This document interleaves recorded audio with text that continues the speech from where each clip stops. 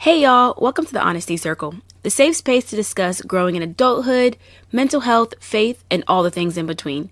It's your host, Sierra Elise, and I hope you're taking care of not only your mental and spiritual, but your emotional and physical health so you can be your best self this week.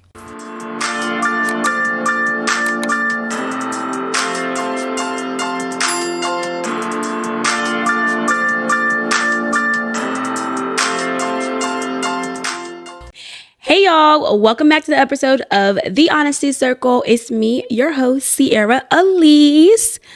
I'm in a good mood today, and I hope you guys are too. Now, if you would have asked me that probably, let me say like a few days ago, don't think I would have been okay, but we are here. We are thriving. I've been super busy with work the past few weekends, and I have nothing this weekend, thank God, but then the following weekend I have another work event. But we're doing good and we're on top of it, and I haven't missed an episode yet. And yeah. So today's episode in the Honesty Circle, we will be talking about building confidence. Now this is an interesting topic because I feel like some people see me and they're just think, oh, Sierra is just super confident, that I've never struggled with my confidence, and that I actually never put work in to be the confident version of this almost 25-year-old self that I am. Now, I will say that it took some work. Like, I didn't just come out the womb this confident. Now, there are certain areas that I was super confident in coming out the womb. However, I wouldn't say I was my most confident self. I think I've just grown and developed and been very intentional about getting to this version of myself. So I just want to talk to you through what I've gone through to build my confidence, what I've also seen other people go through to build their confidence. And yeah, I just want everyone to be their most confident self. Like, I just think that now that we're entering adulthood, this is the perfect time to love yourself, and not just love yourself, but, just be your best. I don't know, be confident. So I kind of want to talk through first, what is confidence? And I think some people will misuse confidence and what the definition is and what it actually looks like. So confidence is truly just trust in something. Now, when it pertains to yourself, that's confidence in you and your abilities. So it's just important to have that level of confidence, and specifically when it comes to yourself, because you are the only you. You only have you. Not you only have you, but there is only one you. That's what I'm trying to say. There's only one you in this world. And so you need to show up confident so that way you can fully showcase your skills to the world and stand on your skills and stand on your strengths, stand on what you know that you are good at. And yeah, it's just super important to know, not just know your skills, because I think it's different to know who you are, know your skills, know your abilities, but it's another one to trust them. And it's another one to listen to them. And it's another one to being able to bring them to the table, because that's how much you believe in yourself. So what isn't self-confidence? Because I think sometimes people always think that when you talk about self-confidence, you're only talking about your looks. Because that's what people think about a lot of the time. It's I'm this most confident version of myself. I'm pretty, or, just I don't know how to describe it, but I think sometimes it just gets misused and it just only gets talked about in the way of looks and not genuinely about your abilities and who you are as a person. There's more to you than your looks. And are you going to be confident in that? You can be confident in your looks, because I think I've, not to be funny, but I've always been pretty confident in my looks, right? So people would think that, oh, Sierra's confident. No, but there's other areas that I didn't truly believe in myself and my abilities. So those areas I didn't have confidence. And so I'm trying to think what when I was kind of thinking through this episode of how I've grown in my confidence. I started to think back when I wasn't my most confident self. And I would say it really started, I want to say middle school, middle school, high school-ish. I think more high school than it was middle school. Because I think honestly, like elementary and early middle, like you couldn't tell me nothing like good grades, like, had good friends. I knew what I was good at. I did gymnastics, all the things. And even though I wasn't the best at gymnastics, I really wasn't. But, I did what I knew I was good at and I stuck with that and I was good in that. But I think it really started to change when like I got my sports injury. So I hurt my back and they never really said what was wrong with it, but I think I just couldn't take the pressures of gymnastics on my back. So I was struggling when I no longer was doing gymnastics, when it was like, that's what I love to do. It was kind of like, okay, what else do I have to me? And I think that's when I most started to like see a shaking in my confidence, just because I think I felt like my back was failing me. So I wasn't confident in like my body. And I wouldn't say like my physical looks, but my body's ability to do the skills that I was trying to do, because the pain that it caused, right? So while going through that, I took like a pause from gymnastics. And I think that obviously that was the best thing for my back and for myself too, because I think that allowed me to explore other areas of who I was and learn more about myself. So that's kind of when I stopped gymnastics. I then moved into being a cheerleader. And senior year was just amazing, I will say. Right. So I think my confidence was really high. Like, I get my license, you can drive, you got good friends. I loved cheering specifically because I like to tumble and I'm loud. Like literally I'm just super, super loud. I don't know. I didn't think it just fit me perfectly. I don't know why I didn't do that earlier, but it's fine. And so I think finding some level of like identity and something that I was good at, because I was good at cheering, that helped boost my confidence. Like, oh, I found something else that I'm good at. And so after that, college, we get to college, and this is when I talked about this in the imposter syndrome episode. Boy, that confidence and the intelligence, like straight trash. Like it was not good. I did not trust myself. I didn't trust that I was good at anything. Like I wasn't. Specifically, I remember my freshman year. I don't remember what semester it was. I just remember this class. And y'all, I'd worked so hard in this class. Like I was the only one that was really active in the group discussions. And I also knew I was like doing the readings. And I was going to do my papers because it was a triple AD class. And it was like for African American and diaspora. And it was called something civil rights. So I was looking at like civil rights books. And I kept getting C's on every single paper that I wrote. Y'all, when I mean a C, like I mean every paper. And I'm going to the teacher like, ma'am, I'm working so hard. Like, what can I do? Like, what's not clicking? What am I not doing in my papers? And it took so much work. And I'll never forget that I was super, super confident in a paper that I submitted in that class. And I got another C, but she said got better, which I don't know how I got a C if it was getting better, like whatever. Like, let's give me like a B minus or a C, like C plus something. No, I got a C plus. That's what it was, a C plus. And I'm like, yo, I don't want to C in this class because I've worked too hard in this class to get a C. Although I had many other C's in college, but that's beside the point. But I genuinely was not confident in my ability to be a good writer and to be able to fully develop my thoughts in writing. Really started in that class specifically because that was my freshman year. And I mean, if you think about it, like, why would I be confident? I was not performing well. I think what really helped was I put so much effort into like my writing, and I was getting help, and I was going to the writing center.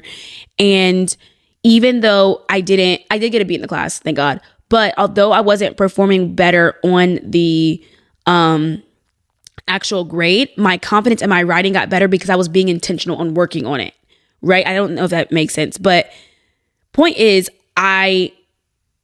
although the outward kind of like, although my grade didn't change by much, I was getting more confident because of how much work I was putting in to get better. And so I think confidence doesn't always come from external factors. It comes from within. And I think that's what that, when I thought about that situation, I'm like, yo, like that really helped me. And although I was not like, still, like I said, wasn't performing, was not getting A's, was not being the best, but I was confident in my ability that I was getting better. And I was like, no, I can, write well and, not only just write well, but also show my thoughts that I have in my head and things that I speak in class and being able to put it in writing form. So that's like what I think about the most when I was like not most confident. But like I said, I still struggle with my confidence on my intelligence all through college. Like that wasn't something I've talked about that before. So I didn't want to dive too deep in that, but I wanted to share a specific example in which it took time to develop that confidence. But another thing that I would say in college, another area, so it wasn't just my intelligence, but it was also my ability to trust my thoughts, which sounds crazy, right? Like, how did I not trust the thoughts that are in my own head? I didn't trust them because my brain had failed me too many times, if that makes sense, right? Like my brain was failing me in my intelligence. My brain sometimes would fail me on my like judgment of people. And I didn't trust that voice in my head where it was like, oh, that was a good idea or that was stupid. I would just go with the flow. And so I think that sometimes like messed up how I was able to trust my thoughts. Now, how did I get better with that? Truly, I think it was when I started to work on myself, like when I started to be more self-aware and learning myself and learning what I liked and who I was. And then I was able to trust those thoughts that were coming my way about like situations or people. Because first I learned me and I learned what was good for me and what wasn't good for me. I don't know if that makes sense, but I hope it does. So I think even though confidence can be seen on the outside, it's a lot of times a lot of internal work that still has to take place for you to be confident. And like confidence can't be given from other people either. Like I wasn't going to be more confident because my teacher gave me an A, right? She could have gave me an A and I still wasn't confident in that paper. Regardless, that the external factors didn't play any role on my belief and my trust with myself. Right? It's internal. And now that people can't aid in your confidence and like boosting you up and stuff like that. But I think I've noticed that when it comes to like external factors boosting you up, it only lasts for a short period of time. Right? So me getting that C plus instead of a C, like that only lasted for a short period of time, but I still had to maintain my personal trust and my personal belief in self, regardless of the A on the paper, regardless of, situation not going the way that I thought. I have to trust those thoughts within myself. I have to trust, what it is I know and about me and what I can bring to the table. So I think that's something that's important to think about too when you're thinking about your confidence. I want you guys to, when we're thinking about this too, remember that it's also situational. Like you could have confidence in one situation and then not have confidence in a different situation.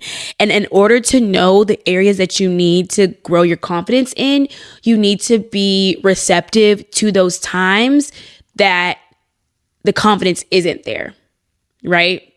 So take account of those moments that your confidence is not the best, right? Like in this situation, I know that I'm not confident. So how can you grow that confidence in that area, right? If you are not locking the confidence in your looks, then you'll need to affirm that you look beautiful every single day, right? Affirm those areas in yourself that are lacking. So I hope that, shares some things there. I think first too, when you're thinking about self-confidence, where you're doing some reflection about yourself in areas that you might not be the most confident in, make sure that you also know that you love yourself and like actually believe. You can't believe in your abilities if you don't love yourself. You want to know why? Think about this.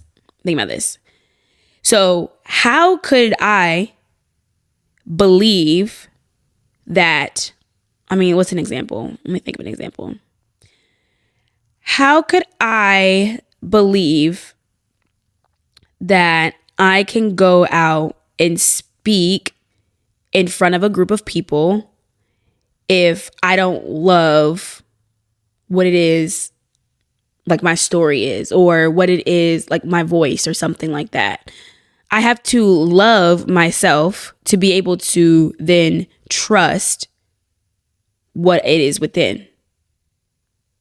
It has to start with love. It has to start with love. Love yourself, your abilities, loving what you bring to the table, and knowing that what you bring to the table is unique.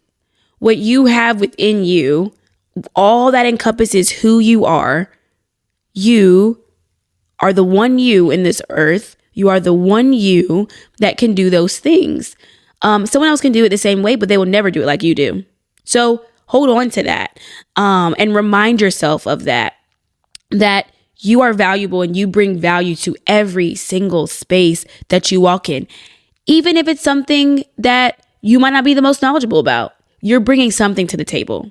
And I think that's where that self-confidence comes in, because it's knowing that I might not be the best, and it's not even a comparison too, right? I'm not comparing myself to the other person.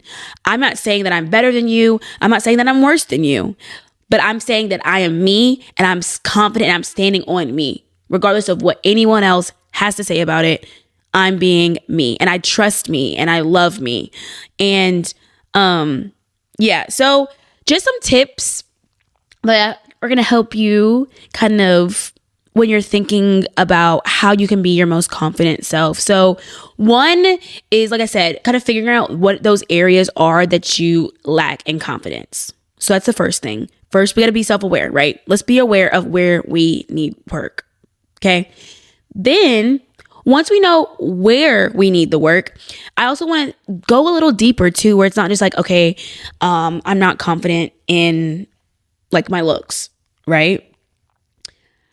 I don't want you for step 2, I don't want you to go into fixer mode just yet. I want you to continue to analyze and figure out what about it are you not confident in.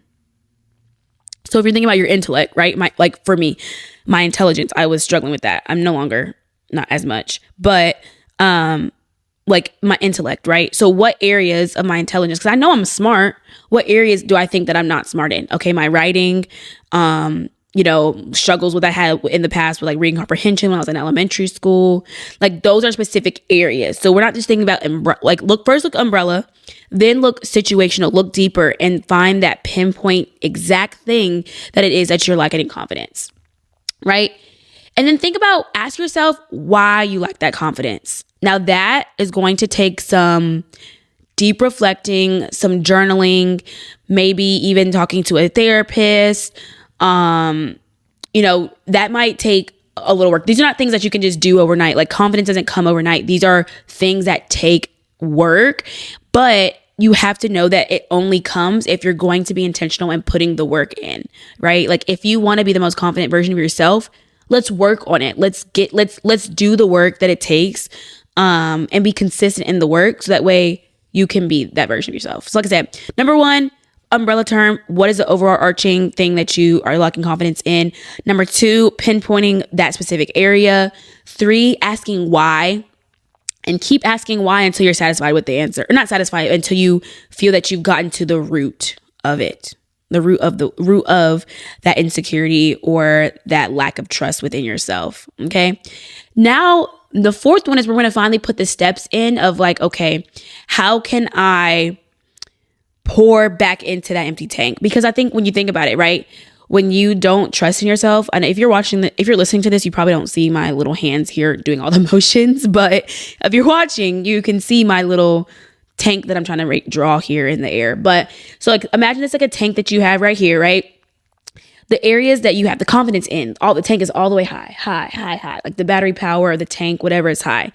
The one that is not confidence is lower, right? Let's figure out, and I think when you're thinking about the why, figure out how low it actually is, because is it just a low thing, something that's slightly low, or is it something that's like empty, right? Because I think empty, you have to work from the ground up. But if it's just like slightly, we're we're like 20-ish%, here. Let's figure out how we can grow that up. And so when you're thinking about how we can pour back into, we're going to pour, affirmations, pouring. I think it also depends on what area that you are feeling not confident in. It's depending on how you're going to tackle it.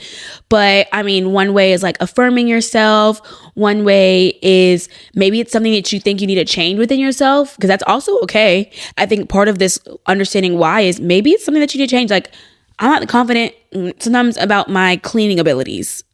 I'm a little messy sometimes, right?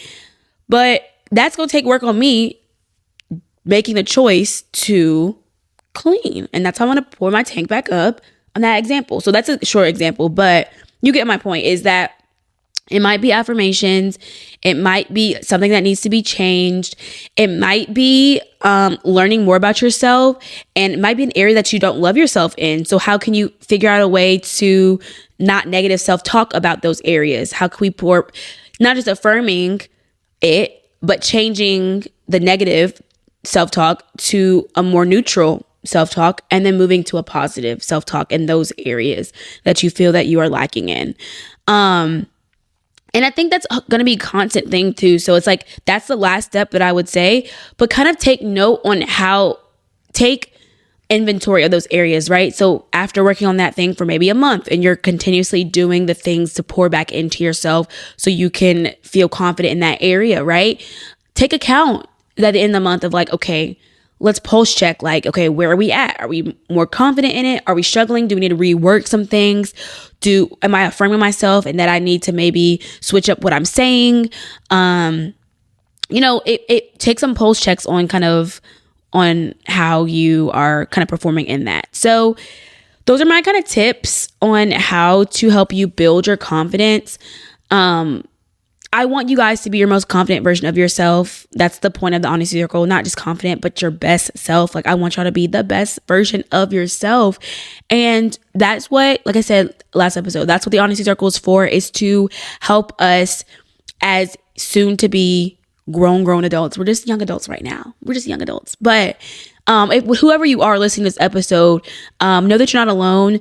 Something that you might be struggling in confidence might be something that someone else is struggling in confidence, or something that someone has kind of overcame in their confidence. So talk about it in the comments, right? Like, comment below on YouTube, definitely on Instagram, any of those things, right? In the DMs, whatever it is, make sure that you are not alone in the conversations. So join us. That's the end of today's episode. C's 2 cents for this week is I want you to reflect on that area that you are not the most confident in. And I want you to find quotes and find scriptures that really help you encourage yourself in that specific thing. So something, I kind of want to give my example on what that would look like. So something that I haven't been the most confident in is gaining weight in the past 2 to 3 years. Well, I'm confident in my face because face card never declines. When it comes to the body, sometimes you have those days, or I have my days where, how can I say it? I'm looking a little larger than I would like, right? But part of it is just growing into my adult woman body. But some scriptures that I have that I could use to combat that is Genesis 1 verse 27, where it talks about how we are created into God's image. And so would I call God ugly? Would I call God some of the stuff fat that I call myself sometimes? Would I call God look at that roll that you got on your side? Probably not. God is a spirit. Yes, we know, but you get my point. Would you say that to Jesus? If he was in your face in your living room and you was looking at him, would you say that things to him? You wouldn't. So don't say those things to yourself. And that's me talking to myself, okay? Another one is Romans 8:29, which is almost 8:28, but 29 is also good. And it talks about how we are predestined and formed in the image of his son. So very similar to we are made in Jesus's image. So why am I talking bad about my own body if I'm made in his image? Why would I do that? So those are what I'm going to use this week. I'm actually going to be making sticky notes and putting them in my bathroom this week. So that way I can keep that top of mind that I'm made in God's image. And so every time I look in the mirror, I am not with the negative self-talk when I am in the mirror getting ready in the morning, whatever time of the day it is. We're not doing that. Okay. So that's how I'm going to actively work to contradict those negativity and self-doubt. So that way I can be confident in this one body that I have. Okay. So you can take my advice and join the finding scripture and quotes that help you lift your spirits about whatever area it is. You can take my advice or not. That is just my 2 cents. Thank you guys so much for watching this week's episode of the Honesty Circle. I really hope that you took something from this episode. And if you did, please feel free to share with a friend, comment, subscribe, do all the things, but make sure you are following our Instagram at the Honesty Circle with an underscore at the end to stay updated on Circle News. Thanks again so much for listening, y'all, to this week's episode, and go conquer your week and be confident in yourself. Bye, y'all.